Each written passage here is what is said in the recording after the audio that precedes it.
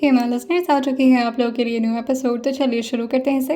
अब तक की कहानी में आप लोगों ने सुन लिया था कि आहान ने उस इंसान को तो मार दिया था जिसने पार्थक और आहान के बीच में दरार लाने की कोशिश की थी। वहीं दूसरी तरफ पार्थक जो अभी भी सिंगापुर में अपने उसी बंगलों में आराम से बैठा हुआ था, वो इस वक्त काफ़ी ज़्यादा परेशान था और उसे भी अपनी इस हालत से काफ़ी ज़्यादा गुस्सा भी आ रहा था। लेकिन उसे समझ में नहीं आ रहा था कि वो कैसे अपनी सिचुएशन को डील करे। आहान भी पार्थिव को इस तरह से सिंगापुर में छोड़ करके नहीं आना चाह रहे थे, जिसकी वजह से वो कुछ दिन सिंगापुर में ही रहने का डिसाइड करते हैं, लेकिन पार्थिव से काफ़ी दूर, और पार्थिव को इस बारे में वो बताना भी नहीं चाह रहे थे। वहीं दूसरी तरफ श्रीजल जो कि आयु को लेकर के अब रात तक इंडिया पहुंच चुकी थी, और आहान की गाड़ियां जो कि आहान के प्राइवेट रनवे पर आकर के ऑलरेडी खड़ी थी। यशवीर भी उन लोग को लेने के लिए आया था। वो श्रीजल और आयु को फिर से मेंशन की तरफ लेते जाता है। श्रीजल जो यशवीर से पूछते हैं, आप ज़रा एक बार उन्हें कॉल करके पूछिए उनका क्या हाल है। बात हुई है क्या आपकी उनसे? पता नहीं इस वक्त कहाँ बिजी होंगे, वो क्या कर रहे होंगे, कुछ खाए भी होंगे या नहीं। यशवीर जो कहता है, मैम आप परेशान मत होइए, सर अपना ख्याल रख लेंगे और वो जल्दी वापस भी आ जाएंगे। श्रीजल जो कहती है, वो तो कह रहे थे कि वो पार्थिव को लेकर ही वापस आएंगे। मुझे समझ में नहीं आ रहा अब पार्थिव कब तक आएंगे, कब तक नहीं आएंगे, कब तक उनका दिमाग ठीक होगा। और इन सारी सिचुएशन से डील करने के बाद उन्हें भी काफ़ी प्रॉब्लम हो रही होगी। मैं उनकी हालत को समझ पा रही हूँ। यशवीर जो कहता है, मैं सर को कॉल करके आपको सब कुछ बता दूंगा, आप परेशान मत होइए। श्रेयल जो कहती है, बात तो मुझे भी करने का मन कर रहा है पर मुझे रोना आ रहा है और मैं नहीं चाहती हूँ कि मैं इस हालत में उनसे बात करूँ, वो और ज़्यादा परेशान हो जाएंगे मुझे लेकर के। आयु जो श्रेयल के हाथ पर अपना हाथ रखते हुए कहती हैं, भाभी सब ठीक हो जाएगा एक दिन और पार्थिव भी पुराने पार्थिव की तरह हो जाएगा।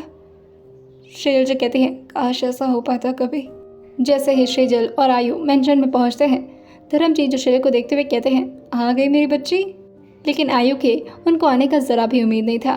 वो आयु को भी इस तरह देखते हुए कहते हैं, आप भी आई हैं, लेकिन आप तो सिंगापुर में रह रही थी ना बेटा। आयु जो कहती हैं, जी जी अंकल। धर्मजीत जो कहते हैं, और कितने दिन तक इसी तरह से आप अंकल अंकल बोलेंगी, हमें पापा बोलने की आदत कब डालेंगी बेटा। श्रीजल जो धर्म जी के पास आती हैं और उनके पैर को छूते हुए कहती हैं, देखिए जब मैं आज स्टार्टिंग में यहाँ पर आई थी ना, तो आपको पापा जी बोलना बहुत जल्दी शुरू कर दी थी, और ये तो अभी भी आपको अंकल अंकल बुलाती रहती है। आयु जो कहती है, मैं भी आदत डाल लूँगी। धर्म जी जो कहते हैं, और वो बदमाश नहीं आया वापस, आजकल तो ठीक से मुझसे बात भी नहीं करता है। आयु जो कहती है, जी वो अभी उनको कुछ काम था तो वो वहीं पर रुक गए।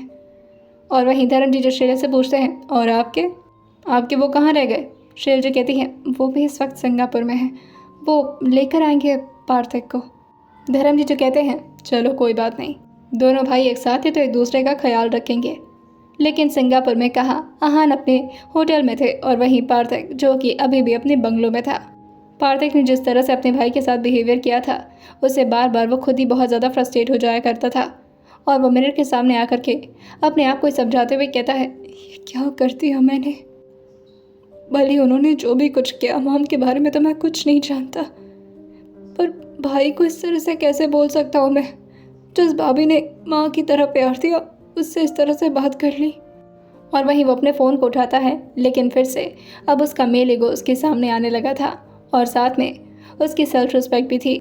आहा ने जिस तरह से इतने आराम से उसे अपनी फैमिली से अलग कर दिया था और उसे अपनी फैमिली मेम्बर से भी आउट कर दिया था, पार्थिव को यही सोच करके काफ़ी गुस्सा आता है और वो फ़ोन फिर से बेड पर पटकते हुए कहता है, बात करना है तो वो खुद करेंगे, मैं नहीं करने वाला।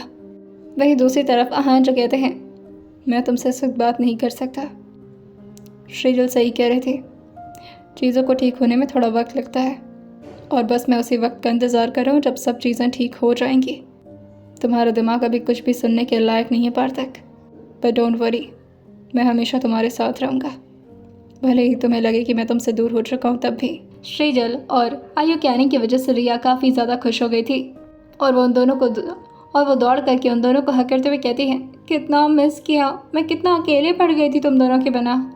श्रीजल जी कहती हैं, अब लिली कहाँ है, और वो आसपास लिली को ढूंढने लगती है।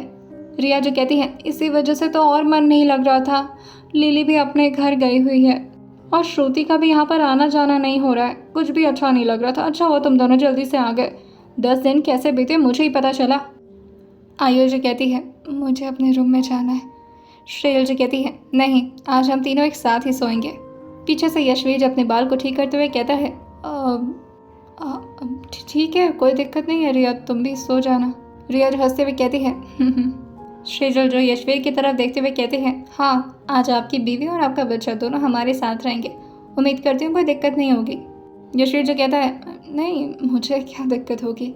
धर्मजीत जो कहते हैं, अब बोल भी दीजिए कि आपको रहा नहीं जाएगा। यशवीर जो कहता है, नहीं नहीं अंकल जी, ऐसी कोई बात नहीं है, रह लो तुम, कोई प्रॉब्लम नहीं है मुझे। रिया जो मुस्कुराते हुए कहती है, ओके।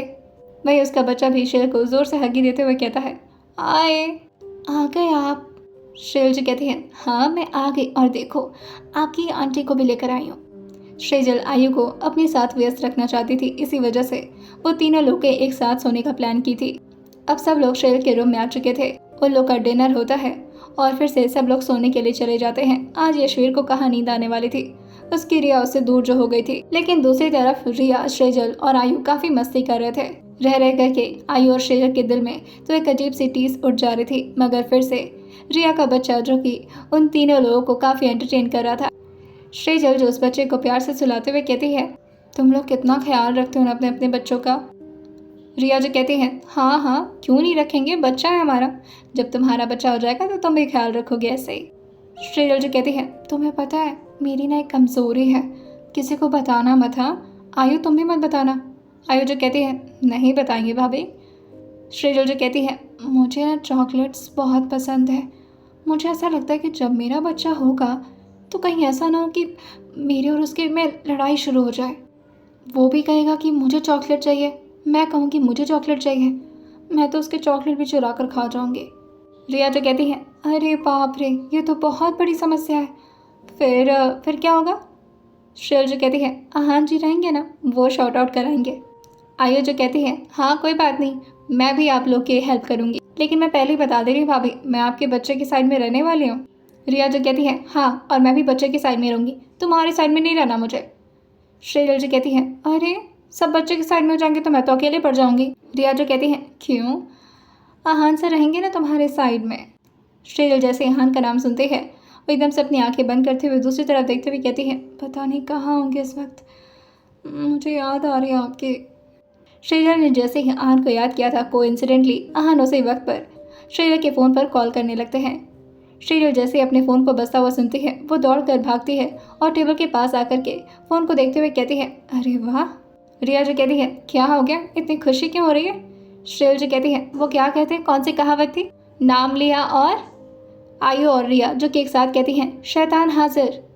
श्रेया जो हंसते हुए कहती है, तुम मेरे हस्बैंड जी को शैतान बोल रही हो, तुम दोनों की अभी शिकायत लगाती हूँ मैं। रिया जो कहती है, ओह सॉरी सर है, मुझे मत बोलना प्लीज़। आयु जो कहती है, नहीं नहीं नहीं, मेरी भी कंप्लेंट मत करिएगा भाभी। श्रेया जो मुस्कुराते हुए फ़ोन उठाती है और कहती है, हेलो। दूसरी तरफ से आहान जो कि अपने दिल पर हाथ रखते हुए कहते हैं, याद नहीं आ रही थी मेरी। श्रेया जो कहती है, आपकी याद कैसे नहीं आएगी, पर मैं नहीं चाह रही थी कि मैं आपको ज़्यादा डिस्टर्ब करूं, और बात करते करते कहीं मैं इमोशनल हो गई तो आप बहुत ज़्यादा परेशान हो जाएंगे। श्रेया की बात सुनकर आहान जो कहते हैं, वीडियो कॉल करोगी। श्रेया जो कहती है, मैं इस वक्त 2 लोगों के साथ हूँ। आहान जो कहते हैं, किसके साथ हो। श्रेया जो कहती है, गुस्सा क्या रहे, रिया और आयु है मेरे साथ, मैं नहीं चाह रही थी कि आयु अकेले रहे और पार्थक के बारे में सोचे, इसी वजह से मैं उसे अपने साथ रखी हूँ। हम रात भर सोच रहे हैं कि उसके दिमाग को बिजी रखेंगे तो धीरे धीरे वो हील होना शुरू हो जाएगी। आहान जो कहते हैं, वाह डॉक्टर साहिबा, आप तो अभी से काफ़ी ज़्यादा टैलेंटेड निकल गई। श्रेया जो कहती है, और नहीं तो क्या, पेशेंट्स को डील करना तो मुझे काफ़ी पहले से आता है, आपको भी तो डील किया था ना। आहान जो कहते हैं, अच्छा मैं एक इम्पॉर्टेंट काम से तुम्हें कॉल किया था। श्रेया जो कहती हैं, क्या है वो इम्पॉर्टेंट काम, बताइए। आहान जो कहते हैं, श्रेया जो कहती हैं, हाँ बोलिए। आहान फिर से कहते हैं, सुनो श्रेजल, वो बात ये है ना कि। श्रेया थोड़ा घबराते हुए कहती है, आप डरा क्यों रहे हैं, आप जल्दी बताइए ना। आहान जो कहते हैं, अपने पेट पर हाथ रखो ज़रा। श्रेया जो कहती है, क्यों। आहान जो कहते हैं, रखो तो। श्रेया बिल्कुल वैसा ही करती है और अपने राइट हैंड को अपने पेट पर रखते हुए कहती है, हाँ बोलिए। आहान जो कहते हैं, वो एक बार ज़रा चेक कर लेना था, पता नहीं कि मेरा दिल कह रहा है कि कुछ अच्छा न्यूज़ आ सकता है। श्रेया जो कहती है, अच्छा तो ये इम्पोर्टेंट बात थी। आहान जो कहते हैं, श्रेयल जो कहती है, पहले ऐसे बाप होंगे जो माँ से ज़्यादा इस बात का ख्याल रख रहे हैं कि मैं चेक कर लूँ। आहान जो कहते हैं, हाँ यार, लाइफ में कुछ तो अच्छा हो। वैसे भी सब काफ़ी अजीब अजीब सा लग रहा है, भारती का इस तरह बिहेवियर। श्रेयल जो कहती है, आप फिर परेशान होने लगे ना, एक भी बार बात किया उनसे आपने? आहान जो कहते हैं, इस वक्त बात करने का कोई फ़ायदा है, देखा नहीं उसका टोन। श्रेयल जो कहती है, हाँ रहने दीजिए, वैसे भी आप भी काफ़ी ज़्यादा शॉर्ट टेम्पर्ड इंसान है, पता चले गुस्सा वस्सा आ जाए तो पता नहीं क्या करेंगे। आहान जो कहते हैं, इसीलिए मैं इस वक्त उससे दूर ही रहना चाह रहा हूँ। श्रेयल जो कहती है, वैसे आप किस काम से रुके थे, सिर्फ पार्थिक जी को संभालने के लिए या फिर कुछ और भी ज़रूरी था? आहान जो एक तिरछी स्माइल पास करते हुए कहते हैं, जो ज़रूरी था वो काम मैं सबसे पहले निपटा लेता हूँ, और इस बार भी हो गया वो काम। श्रेयल जो कहती है, और वो काम क्या था?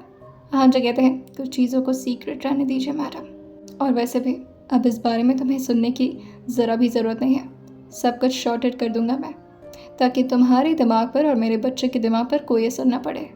तुम्हें बहुत ही ज़्यादा खुशियाँ देनी है। श्रेयल जो कहती है, आप सामने तो है नहीं, खुशियाँ क्या खाक मिलेंगी मुझे?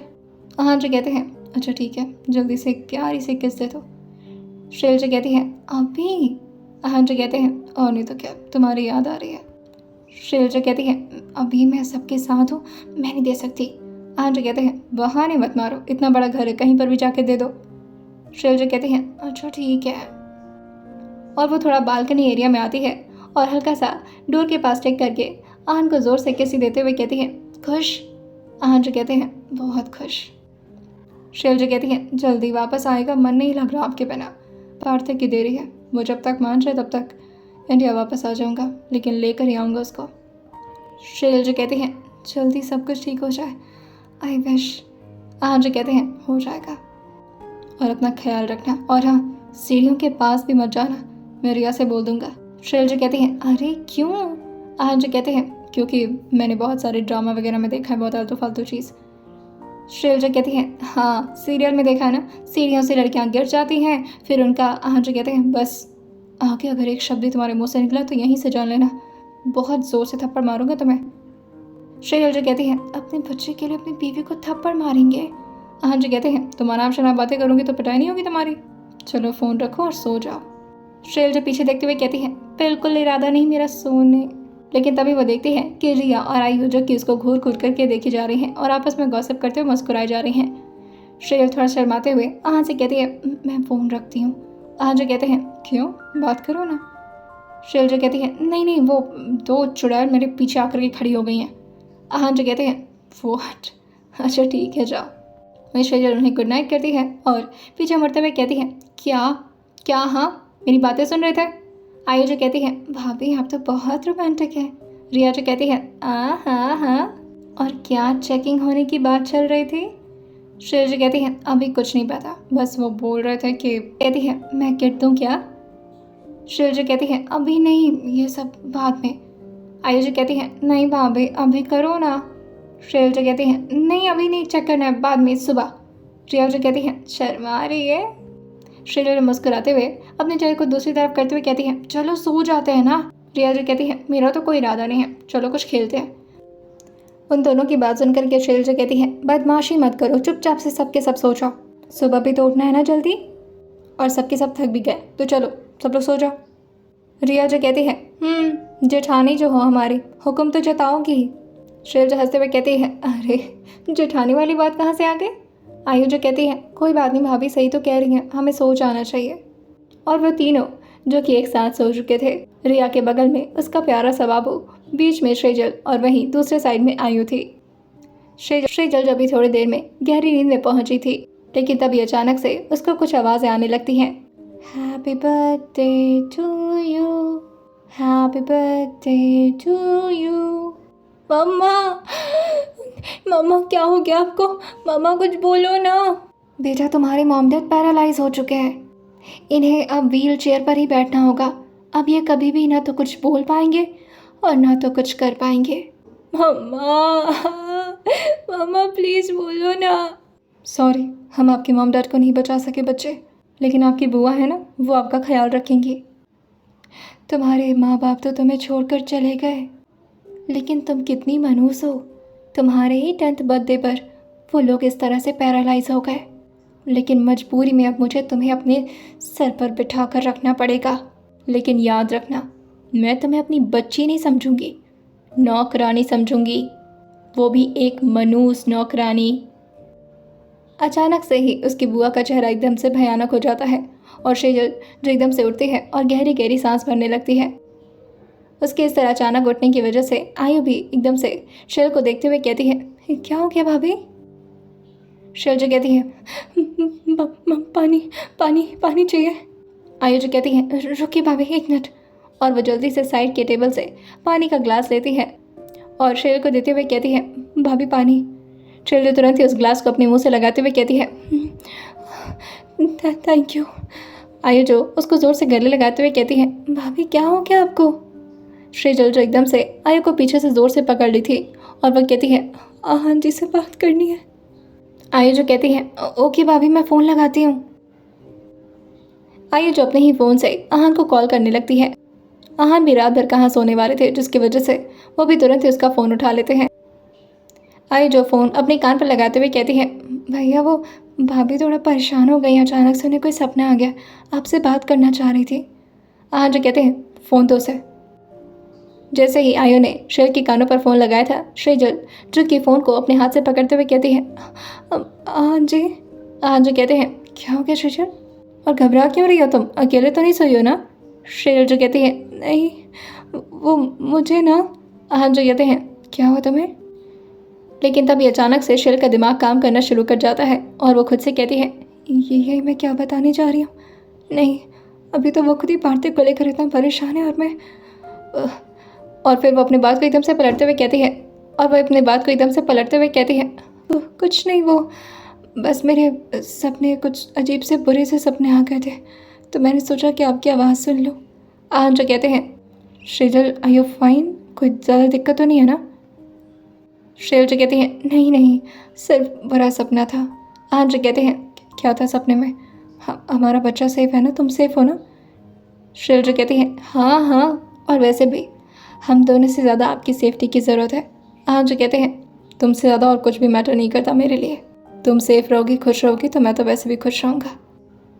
शेल जो आहान से बात करते करते इसी तरह से काफ़ी वक्त बिता चुकी थी। आयु और रिया तो आराम से सो गई थी, मगर आहान और शेजल इसी तरह से पूरी रात बिता देते हैं। आहान की तरफ तो इस वक्त 10 बज रहे थे। शेल जो आहान से कहती हैं, आप इसी तरह से बात करते रहेंगे, यहाँ पर भी सुबह के 6 बज गए हैं। आहान जो कहते हैं, चलो मुझे भी ऑफिस के लिए निकलना है, बहुत सारे काम पेंडिंग में रखे हैं मैंने। शेल जो कहती है, पहले कुछ खा लीजिए। आहान जो कहते हैं, तुम अपने हाथ से खिलाने वाली तो हो नहीं, यहाँ पर मन नहीं कर रहा कुछ खाने का। शेल जो कहती है, देखिए कुछ खा लीजिए वरना मैं भी कुछ नहीं खाऊंगी। आहान जो कहते हैं, धमकी मत दो मुझे, खा लूँगा, और हाँ अपना ख्याल रखना, बहुत ज़्यादा ख्याल रखना, मैं जल्द वापस आऊँगा, ठीक है? शेल जो कहती है, जल्दी आइएगा, और वो फ़ोन रख देती है। वही रिया जो कि इधर उधर देखते हुए कहती है, कहाँ हो शेजल? शेल जो इस वक्त बालकनी के डोर के पास खड़ी थी और वो उठते हुए कहती है, क्या तुम रात भर सोई नहीं हो? शेल जो कहती है, नहीं ऐसी बात नहीं है, मैं सोई थी पर वो नींद खुल गई तो मैंने सोचा फ़ोन करके पूछ लूँ।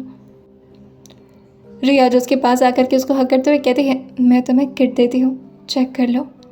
शेल जो कहती है, जब वो आएंगे तब चेक कर लूँगी, और अभी तो ऐसा कुछ महसूस भी नहीं हो रहा है, झूठ में चेक करने का क्या मतलब है? रिया जो कहती है, अरे पता तो चलेगा ना बुद्धू।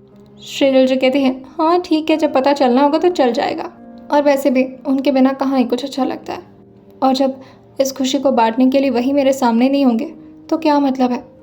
खैर छोड़ो, पापा जी उठ गए होंगे, उनको सुबह का पानी वानी भी तो देना रहता है ना, दवाइयाँ भी खानी होती है उन्हें सुबह।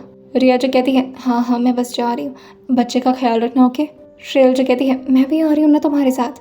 रिया जो कहती है, नहीं तुम आराम से आना, मैं तब तक जाकर के कुछ ब्रेकफास्ट बनाती हूँ, और वैसे भी नीचे स्टाफ तो है ही। वही इसी तरह से उन लोग का दिन अच्छा खासा गुजर रहा था, लेकिन शेजल को अभी भी बार बार उस सपने की याद आ रही थी, और जैसे ही वो उस सपने को याद करती, शेजल के अंदर से ही एकदम से पैनिक स्टार्ट हो जाता। शेजल एकदम से अपने हाथ को जोर से दबाते हुए कहती है, आखिर चल क्या रहा है मेरे दिमाग में, ये कोई नॉर्मल चीज़ नहीं है। और उसे बस इसका सोल्यूशन ईरा के पास नजर आता है। वो ईरा के रूम में जाती है और वहीं ईरा को चार्जिंग मोड से हटाते हुए अपने सामने लाकर खड़ा कर देती है। ईरा जो उसे देखते हुए कहता है, हाय बहुत दिन हो गया था, मैं तुम्हें याद कर रहा था। शेल जो कहती है, चल झूठे, ईरा जो कहता है, नहीं, मेरे फंक्शन में हमेशा तुम्हारी याद आती थी, तुम्हारी आवाज़ को मिस कर रहा था मैं।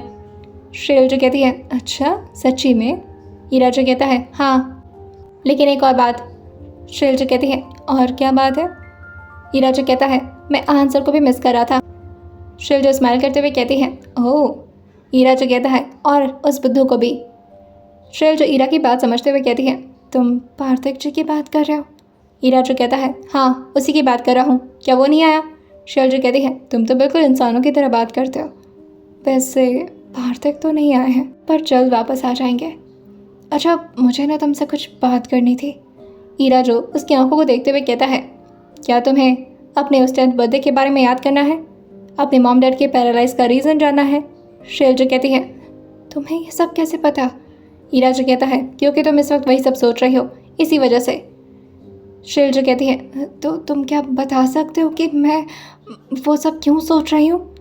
ईरा जो कहता है, इसका कोई रहस्यमय राज है, मैं नहीं बता सकता। थोड़ा बहुत फ्यूचर तो प्रिटेंड कर सकता हूँ, लेकिन इस तरह से किसी के पास में जा करके उसकी हिस्ट्री नहीं निकाल सकता, ये मेरे कैपेबिलिटी में नहीं है। श्रेयल जो कहती है, कोई बात नहीं, पर क्या मेरी कोई हेल्प कर सकते हो? मैं इस बारे में जानना चाहती हूँ, काफ़ी परेशान हूँ मैं। ईरा जो कहता है, वक्त आने दो, वक्त पर सब कुछ पता चल जाता है, ट्रस्ट द प्रोसेस। श्रेयल जो कहती है, अरे वाह, तुम्हें बड़ा ट्रस्ट है भगवान जी पर। ईरा जो कहता है, हाँ, मैं तो भगवान जी पर बहुत विश्वास करता हूँ। श्रेयल जैसे ही ईरा की बात सुनती है, उसके दिमाग में कुछ स्ट्रक होता है और वह खड़े होते हुए कहती है, अच्छा याद दिलाया तुमने, मैंने ये पहले क्यों नहीं सोचा। और वो तुरंत ही भागते हुए बाहर की तरफ आने लगती है। ईरा भी उसके पीछे पीछे आने लगा था। धर्म जी जो ईरा को देखते हुए कहते हैं, इस बदमाश को आप लोग हमारे भरोसे छोड़कर चले गए थे, आप लोग को पता भी है कितना परेशान किया इसने मुझे। श्रेयल जो कहती है, परेशान किया आपको? वैसे तो कितना प्यारा है, क्या परेशान कर रहा था? धर्म जी जो कहते हैं, कुछ भी, ठीक से खाने ही नहीं दे रहा था, कह रहा था इसमें शुगर है, इसमें इतना कैलोरी है, इसमें इतना वो है, इसमें इतना ये है। परेशान करके रख दिया था मुझे, कितना मुझे पानी पीना है, कितना मुझे दवाई खाना है, कितना मुझे खाना खाना है। इस तरह अगर कोई डाइट प्लानर हो ना तो इंसान पागल होकर मर जाए। श्रेयल जो हंसते हुए कहती हैं, आप तो जानते हैं ना, आहान जी का रोबोट है, आहान जी की तरह ही बहुत ज़्यादा डिसिप्लिन और रूल्ड रेगुलेशन को फॉलो करने वाला है ना ईरा? ईरा जो कहता है, हाँ, अब जब मुझे बनाया इतने बोरिंग इंसान ने है तो मैं क्या कर सकता हूँ। धर्म जी जो हंसते हुए कहते हैं, वैसे बोरिंग तो नहीं है वो। रिया जो कहती है, बोरिंग तो नहीं है ना श्रेजल? श्रेयल जो कहती है कि क्या मतलब, मुझे क्या पता। कि तभी उसे कुछ याद आता है और वह धर्म जी के सामने आकर के नीचे बैठते हुए कहती है, पापा जी, मुझे आपसे कुछ परमिशन लेनी थी। धर्म जी जो कहते हैं, पहले आप सामने आकर के बैठिए, इस तरह बार बार मेरे पैर के पास आकर क्यों बैठ जाती हैं? श्रेयल जो अपने हाथों को उनके घुटने के पास रखते हुए कहती है, क्योंकि मुझे यहाँ पर अच्छा लगता है, और बच्चे तो हमेशा अपने मॉम डैड के नीचे ही रहते हैं ना। अब आप मेरे पापा हैं, इस वजह से आपकी बराबरी तो नहीं कर सकती मैं, हमेशा इसी तरह से आपके सामने झुक कर रहूँगी। धर्म जी जो कहते हैं, इसकी ज़रूरत नहीं है बेटा। श्रेयल जो कहती है, पर मुझे अच्छा लगता है। अच्छा मेरी बात सुनिए, मैं ये पूछना चाह रही थी ना आपसे कि मुझे ना एक फेवर चाहिए था आपसे। धर्म जी जो कहते हैं, बताइए बेटा, कैसे फेवर चाहिए? श्रेयल जो कहती है, क्या मैं यहाँ पर कान्हा जी की मूर्ति ले आकर रख सकती हूँ? मैं देखती हूँ यहाँ पर कहीं पूजा का स्थान ही नहीं है, अच्छा नहीं लगता, मेरा भी दिल बहुत घबरा रहा है। और रिया जो कहती है, हाँ अंकल जी, और इस हालत में तो इसे पूजा वगैरह ज़रूर करना चाहिए, और घर में भी पूजा स्थान रखने से कितनी शांति बनी रहती है। धर्म जी कहते हैं, वो सब तो ठीक है, बिल्कुल रख लीजिए, मुझे भी बड़ा अच्छा लगेगा, लेकिन रिया का कहने का क्या मतलब है इस वक्त? मतलब रिया जो कहती है, अब वो तो श्रेजल ही बताएगी, तुम बताओ, तब तक मैं लंच लगाती हूँ सबका। श्रेजल जो कहती है, फंसा कर चली गई बदमाश। धर्म जो कहते हैं, क्या हुआ बेटा, आपकी तबीयत तो नहीं खराब है? श्रेजल जो कहती है, नहीं वो ऐसा कुछ नहीं है, वो बस ऐसे ही मजाक कर रही थी, तो मैं मंगवा लूँ ना मूर्ति? धर्म जी जो कहते हैं, हाँ, मैं खुद बोलता हूँ एक बॉडीगार्ड से, वो लेकर आएंगे बड़ी सी मूर्ति आपके लिए। श्रेयल जो कहती है, हाँ, तो मैं सोच भी लेती हूँ, पूरब साइड में रहेगा, पूरब और पश्चिम का दिशा काफ़ी अच्छा होता है, वहीं पर हम लोग मंदिर की सेटअप करेंगे। धर्म जी जो कहते हैं, ठीक है बेटा, जहाँ आपको सही लगे। श्रेयल जो हॉल के एरिया को दिखाते हुए कहती है, ये जो बड़ी सी स्क्रीन लगी हुई है ना, इसी के ठीक बगल में, और इस स्क्रीन को ना साइड में रख देता है। वैसे भी टीवी कौन ही ज़्यादा देखता है, उससे तो ऊपर वॉल पे भी लगा सकते हैं। धर्म जी जो कहते हैं, बिल्कुल, आपको जहाँ सही लगे आप वहाँ पर कर लीजिए। शैलजा खुश होते हुए कहती है, थैंक यू। धर्म जी ने यशवीर और साथ ही कुछ बॉडीगार्ड्स को शैल के कहे मुताबिक मूर्ति लाने के लिए कह दिया था। यशवीर जो कहता है, ठीक है अंकल जी, मैं कल तक यहाँ पर ले आकर के रख दूँगा और पंडित जी को भी बुला दूँगा। धर्म जी जो कहते हैं, बहुत अच्छा सोच है बेटा आपका, इसी बहाने मेंशन की शुद्धिकरण हो जाएगी। शैल जो कहती है, जी बाबा जी, वैसे भी पता नहीं क्यों उस समय अजीब अजीब से सपने आ रहे हैं मुझे। धर्म जी जो कहते हैं, कैसे सपने बेटा? शैल जी कहती हैं, आप परेशान मत होइए, वो बस ऐसे ही। वह इसी तरह से अगली सुबह होती है। रात भर फिर से अहान और शेल की बातें करने में निकल गया था, लेकिन आज रात शेजल और अहान जो की बातें करते करते ही सो गए थे। वहीं आज आयु भी शेल के साथ सोई थी, मगर रिया यशवीर के साथ। अगला दिन होता है। शेजल सुबह सुबह तैयार होकर के नीचे की तरफ आती है और वो देखती है कि जैसा उसने सोचा था बिल्कुल उसी तरह से यशवीर ने बहुत खूबसूरत सी वाइट कलर की कान्हा जी की मूर्ति ले आकर के खड़ा कर दिया था और साथ में पंडित जी भी आए हुए थे। शेजल जैसे नीचे आती है वो तुरंत ही पंडित जी को प्रणाम करते हुए कहती है, प्रणाम, आप लोग का कब आना हुआ? यशवीर जो कहता है, मैंने सुबह सुबह इन्हें बुला लिया था। शेल जो कहती है, तो मुझे भी बता देते ना, कम से कम मैं भी नीचे आ जाती। आयु भी तैयार होकर के उसी के बगल में आकर खड़ी हो जाती है और कान्हा जी के सामने अपने हाथ जोड़ करके धीरे से अपना सर झुका लेती है। शेजल जो पंडित जी से कहती हैं, आप लोग बैठिए। पंडित जी जो शेजल से कहते हैं, हमें बस पूजा करना है और यहाँ से जाना है। शेजल जो कहती है, पर क्यों? आप लोग आराम से बैठिए ना। पंडित जी जो कहते हैं, जी नहीं, हमें यहाँ चीज़ें कुछ ठीक नहीं लग रही, इस वजह से हमें यहाँ से तुरंत ही निकलना है। शेजल जो कहती है, क्या मतलब? धर्म जी भी इस बात पर थोड़ा घबराते हुए कहते हैं, क्या कहने का क्या मतलब है आपका? वही शेजल भी थोड़ा घबराने लगी थी, क्योंकि वैसे भी उसको रात में काफ़ी अजीब अजीब से सपने आ रहे थे। पंडित जी जो कहते हैं, घबराने की कोई बात नहीं है, वैसे भी अब पूजा का स्थान बन गया है तो सब चीज़ें धीरे धीरे सही हो जाएंगी। हम एक एक हफ्ते में आकर के यहाँ पर शुद्धिकरण कर दिया करेंगे। आइए जानते हैं क्या कोई नई मुसीबत जन्म लेने वाली थी अहान के डैड के मेंशन में। आइए जानते हैं इससे आने वाले एपिसोड में, और सुनते रहिए सोल्ड डबल बॉस सिर्फ और सिर्फ स्टोरी विद सौम्या के साथ।